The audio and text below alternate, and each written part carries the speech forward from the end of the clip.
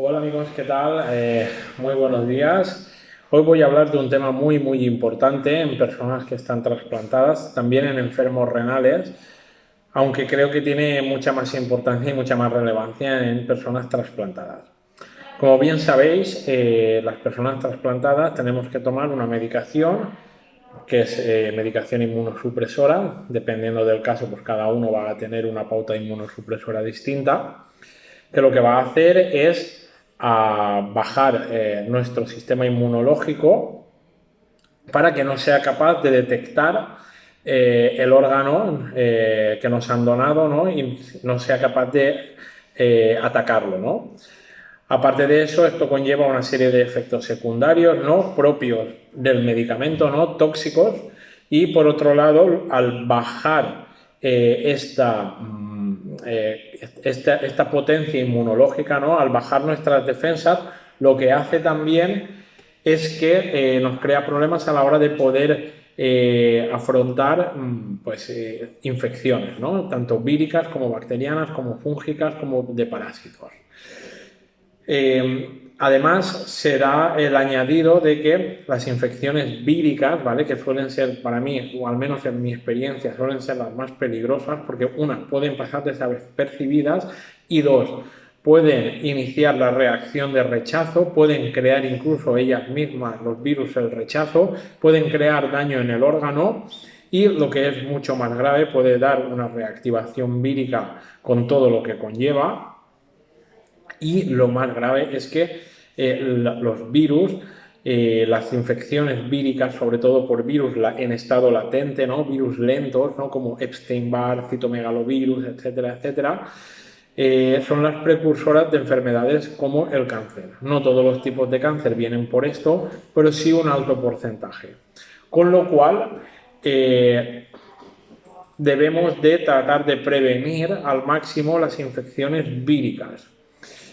No solo eso, además, ahora ya no hablo solo de trasplantados, hay muchas enfermedades renales crónicas o enfermedades renales crónicas terminales, ¿no?, pero principalmente las enfermedades renales crónicas que son debidas a virus, ¿no?, como por ejemplo parece ser que se está relacionando el virus del Epstein-Barr con el lupus, o enfermedad renal crónica por citomegalovirus, que muchas veces pasan desapercibidas. Yo me he encontrado muchas veces en clínica pacientes que vienen con el diagnóstico de insuficiencia renal crónica o enfermedad renal crónica por hipertensión o por diabetes, pero realmente lo que está afectando al riñón son virus, ¿no?, son infecciones víricas que no dan ningún tipo de sintomatología, ¿no? Entonces, cuando les hacemos un análisis de sangre y pedimos las inmunoglobulinas, ¿no?, principalmente las inmunoglobulinas G y M, para cierto tipo de virus, es cuando nos aparecen alterados, nos dan positivo,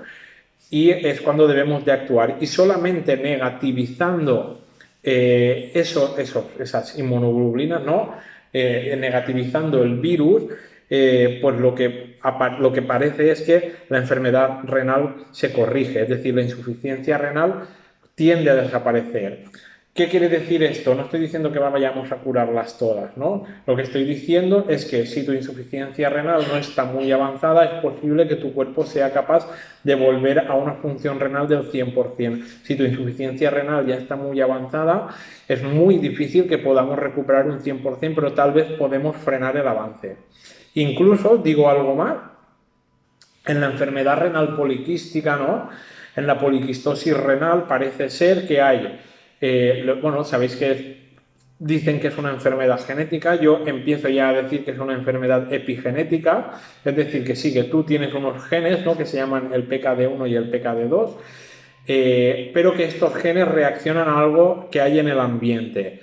Hay un estudio del año 2019, o sea, del año pasado, de apenas hace unos 5 o 6 meses, en el cual se relaciona la activación del PKD1, uno de los dos genes, con una proteína de membrana del virus Epstein-Barr. Así que la presencia del virus Epstein-Barr hace que se active la tumorogénesis, ¿no? Al final, la poliquistosis, ¿no?, los quistes, es como un tumor benigno, obviamente, pero sigue siendo un tumor, ¿no? La proteína de membrana del Epstein-Barr lo que hace es activar este gen y a partir de ahí se genera la tumorogénesis y los quistes. En mi experiencia personal hay 2 o 3 suplementos que funcionan muy bien, especialmente uno de ellos, que es del que más os voy a hablar, ¿vale? Pero que normalmente los suelo dar acompañados porque funcionan muy bien. Para mí es la estrella, ¿no? El que funciona genial, uno, por inocuo, porque no tiene efectos secundarios, ¿vale? Y porque es muy práctico y te lo puedes tomar en casa, son los aceites ozonizados, ¿no? Aceite de oliva ozonizado, aceites oxidados. Existen unas ampollas, ¿no? Viene en formato de ampollas y simplemente es en ayunas, te lo tomas. Dependiendo del estadio en el que estés, yo suelo dar incluso hasta 3 ampollas al día para cortar, si por ejemplo tienes ya una insuficiencia renal crónica avanzada, pues igual te tengo que meter un poquito de caña al principio y luego ir bajando a 2 o incluso a 1 ampolla al día. Y si no estás asintomático y no hay ningún signo por ningún lado, tus analíticas salen bien, pues probablemente, aunque salga el virus positivo, te daré 1 ampolla, ¿no? Como por ejemplo suelo trabajar con personas con enfermedad, con fatiga crónica, perdón.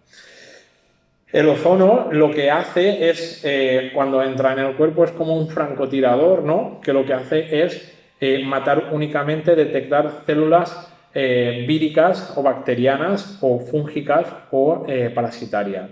Y funciona por la carga eléctrica de una de las dos. Es decir, cuando el ozono sabéis que su fórmula química es O3, ¿no? Cuando entra en el cuerpo se divide, ¿no? Y es un O2 con una carga negativa más un hidrogenión. Ese O2 con esa carga negativa va a buscar la carga positiva de las membranas de los parásitos, de los virus, de las bacterias, de los hongos, y lo que va a hacer es desactivarlos. Los desactiva. No es tóxico, no tiene efectos secundarios y es totalmente inocuo. Con lo cual tiene todas las ventajas para ser un tratamiento que en los próximos años vayamos a oírlo mucho más de lo que se oye ahora. Ahora empieza a oírse un poquito, pero creo que en unos años se va a oír muchísimo más. Y ya os digo, viene en formato de ampollas, hay otros formatos para utilizar el ozono, ¿no? Como son vía rectal o las autohemoterapias, ¿vale? Que consiste en sacar sangre, ozonizarla y luego volverla a meter. Pero bueno, creo que el tema de las ampollas funciona muy bien. Además, tienen un precio muy económico comparado con los otros tratamientos y cualquier persona puede utilizarlo en casa sin problemas porque no tiene ninguna dificultad. A partir de ahí, pues bueno, yo suelo, aparte del ozono, suelo acompañarlo con dosis de vitamina C, normalmente entre 1 y 3 gramos al día, vía oral. Y bueno, también lo puedo acompañar con un poco de L-lisina, ¿no? Tal vez 250 o 500 miligramos 2 veces al día. Aparte de eso, ya os digo, he conseguido negativizar muchos anticuerpos y muchas inmunoglobulinas solamente con este tipo de tratamientos. Y insisto, se puede hacer, son totalmente inocuos, no tienen efectos secundarios y cualquier persona que esté trasplantado con enfermedad renal puede hacerlo. Simplemente hay que buscar cuál es la causa de tu patología y tratarla. Así que bueno, espero que os guste este vídeo, compartirlo con todas aquellas personas a las que les pueda interesar, porque realmente podéis prevenir muchísimos efectos secundarios, como pueden ser un cáncer, o como pueden ser una enfermedad linfoproliferativa, o como puede ser una enfermedad renal crónica, que avance hacia una enfermedad renal crónica terminal de un trasplante, o si ya estás trasplantado, pues puedes prevenir un rechazo, tanto crónico como un rechazo agudo por infección viral o la reactivación de la infección viral misma. Para mí son todo ventajas. La utilización del ozono tiene una aplicación muy amplia y creo que en los próximos años no solo la evidencia científica, que ya es aplastante, sino su uso se va a extender y se va a hacer muy común. Que tengáis un genial día. Hasta luego.